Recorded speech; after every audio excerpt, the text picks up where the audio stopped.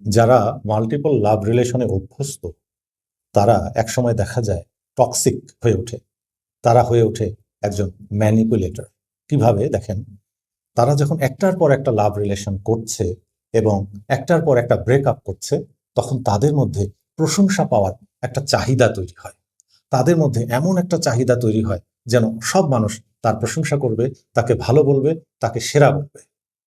তারা মনে করে যে তারা এই ধরনের রিলেশন করার ক্ষেত্রে খুব দক্ষ এবং তারা খুব সহজেই পার্টনারকে ম্যানিপুলেট করতে পারে। এই মানুষগুলো একটার পর একটা রিলেশন করবে এবং একটার পর একটা রিলেশন ত্যাগ করবে।